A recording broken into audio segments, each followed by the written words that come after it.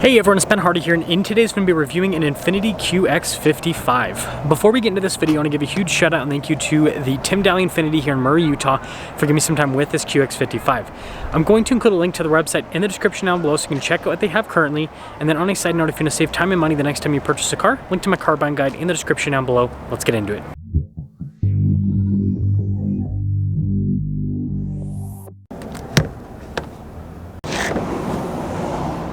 Under the hood, we have a turbocharged 2-liter 4-cylinder that goes through a CVT automatic. Fuel economy is 22 around town and then 28 on the highway, with power outputs being 268 horsepower and then 280 pound-feet of torque. Now, before we move forward with this review, I do want to mention, if you want to see more videos just like this, then I recommend you subscribe because I post content every single day. So starting with the hood, you guys can see here how it's kind of soft with lines, but then right in the center, it's a lot sharper there with the body line. And then down below, look at the headlight design here on the QX55. And I like the fog light area, how it's mostly blacked out around there. And you can see the grille, you've got lots of chrome trim there with the Infiniti logo in the center. And putting it all together, what do you guys think about the front end design here? Now around the side here, our tire wheel setup is 255, 45, 20 in the front and over in the rear. And you guys can see here with the wheels, you got this silver with the metallic gray. And I like how chunky the fender flares are. You can see the rest of the bodywork down the side. And you got the chrome trim here and then also around the windows as well. And then here is the full side view with the QX55. Now taking a look at the key fob, we have our lock and unlock function, remote start. We got the opening for the hatch as well, and of course Infiniti logo at the top. And then popping into the rear, you guys can see there's a decent amount of cargo space. Now with the QX55, you are going to lose a little bit of vertical space because of the coupe design. But yeah, got a little bit more storage there. And outside of that, it's cargo area. So when you're all done, just press that and that will lower the hatch right back down. Now the QX55 has unique tail lights. I think they look really cool. It kind of looks like sun rays almost. It's very interesting. Got all of your badges here on the back. And then look at the covers for the exhaust tips. Those are pretty cool. Anyways, putting it all together, let me know what you guys think about the looks here with the QX55. Now take a look at the door panel. You can see soft touch here at the top of the stitching. Then look at the trim down below and then more stitching right there. And then automatic with the window control. And then look at this, seats perforated all down the center portion there. Legroom here in the back solid. We also have a little storage pocket. We've got some vents here in the rear, USBs as well, and then headroom. It's good. Now taking a look at the front door panel, you can see soft touch here at the top and then down below with the trim and then more of that soft touch and stitching. All of our window controls, which are automatic. And then you got your mirror adjustments, mirrors power fold in, you got memory seats, and then you can see we've got blind spot with the mirrors. Nice padding here for the front seats as well. You can see perforated all down the center portion. Power adjustments there on the side. Got our light controls here through steering assist. Got that for the parking sensors. That's to open up the hatch. And then again with that trim. And then there's more soft touch on the dash.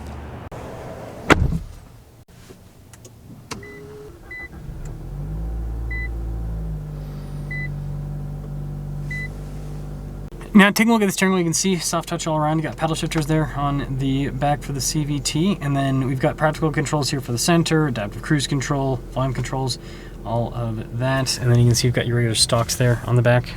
Now with the gauge clutch, you can see analog on either side and then digital there in the center, which you can use to scroll through different bits of information on the car. And then we've got our different drive modes, which will pop up there on the bottom. You got personal, sport, standard, and eco. Now this comes with a traditional backup camera. You can see trajectory is turned with the steering wheel in reverse. Pretty good resolution, by the way. And then as for the rest of the top screen here, yes, this is just the top screen. It is a touchscreen, but you can also control it with a dial. And you have the infotainment system down below. So you've got analog controls there for the climate, heated seats, analog radio controls and all of that. Also has some shortcut buttons, but also a touchscreen. So yeah, they have things split up between two screens. And then here's that soft touch. Goes across the dash. You can see kind of the design that goes across, how it all connects there in a line. And then glove box, nicely lined with felt. Got some USBs here, wireless phone charging pad, some cup holders. And you can see the shifter here for the CVT, drive mode select, parking brake with our auto hold, and then this is for that screen to control the top screen. Pretty good storage space in the center console. Nice padding on the top. They did a good job with that. And then we do have a regular sunroof here up top. Now here's a quick look at the window sticker. You guys can see 2024 QX55. We got all of our standard equipment here. Kind of hard to see with the glare. Anyways, 51,770. This is a Lux package. That's the total MSRP, by the way. Anyways, let's see how it drives.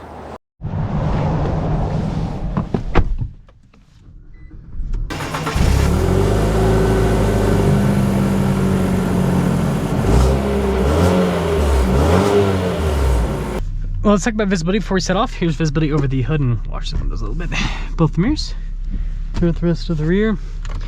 And let us set off. So I'm doing a review with this back to back with the QX50. So sibling vehicle, right? Just SUV style with that instead of coupe SUV style like with this one.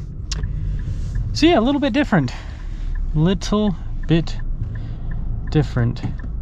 What I will say right off the bat is it doesn't really feel different. It feels, you know, pretty much, I would say, like in terms of the suspension and all that, it feels pretty much the same. Seat comforts, I mean, that was an autograph that I drove with the 50. It's a little bit different. But yeah, the seats are both comfortable in them. Yeah, I mean, I think this really just comes down to sheet metal on the outside. Just style between the two. It is comfortable though. It is comfortable.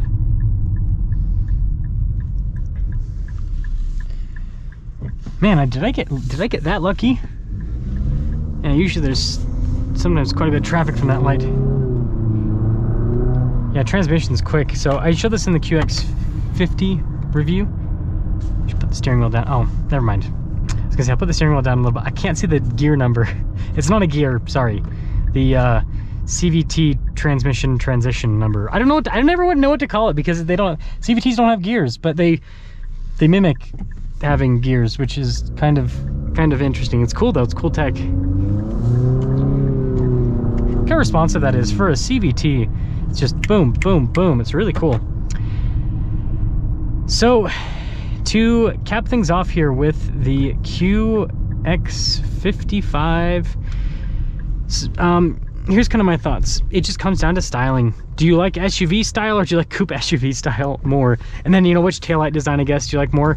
I've said this in the past, I'm more of an SUV type guy myself because practicality is the sexiest design, in my opinion. So that's why I like the SUVs, like the more upright look. But, you know, some people want the kind of sportier, sleeker look, and that's what this provides. So think like BMW X3 versus BMW X4. That's kind of what you have here with the QX50 and the QX55. This is just purely a style thing. Outside of that, if you haven't watched the QX50 review, what do you guys think about this whole powertrain setup here? You know, with the turbocharged engine and with the CVT in a, you know, performance luxury SUV. I think it's a very interesting setup. It is definitely an interesting setup, that's for sure. What I will say though is in terms of CVTs, I'm sure that the technology will continue to improve in the future, but like this is not the CVTs that we saw 10 years ago. Like 10 years ago, they're just garbage. Like they just, you know, the transitions were not super smooth and they were super slow. Whereas this is just, I mean, you could almost fool someone, almost, not quite, but you could almost fool someone into thinking this is a torque converter automatic, which I think that's pretty cool. So let me guys think about the QX55.